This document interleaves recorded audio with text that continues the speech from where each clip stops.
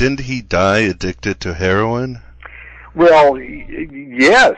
Crowley throughout his life had drug problems, and his technique, in the Abbey of Thelema, he'd advertise for people to come get off of the heroin habit, and he did.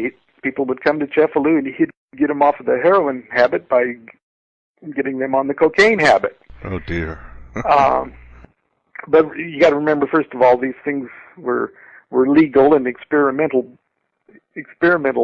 stages on things in his day. But Crowley had severe asthma, and Crowley would have probably died around the age of 55 or 60 had he not been prescribed the heroin.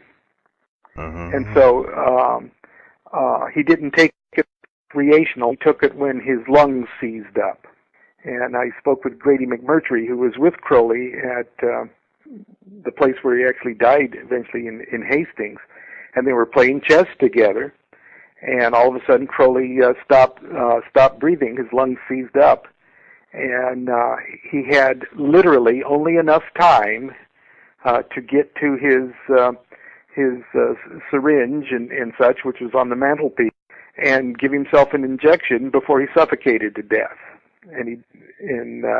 So the heroin addiction was less a matter of his doing anything for recreational purposes or even a defect in moral character.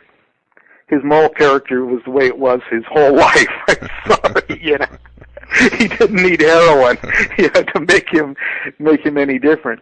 But McMurtry described him getting up, and he tried to help him, and Crowley waved him off. And he very deliberately went to the mantelpiece and prepared his syringe, injected himself, and then he could take another breath. People that say that Crowley, died an early death as a raving lunatic drug addict, they're wrong on all accounts. Okay, he didn't die young. He died. He was 70. He was 72. His drug addiction was less drug addiction than it was his medicine that was prescribed him to prolong his life as long as it was.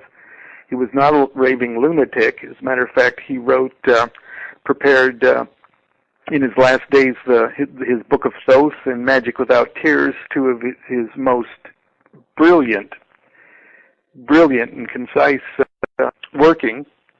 And Crowley's not what people have painted him, and he was. And that's sort of the paradox of his whole life.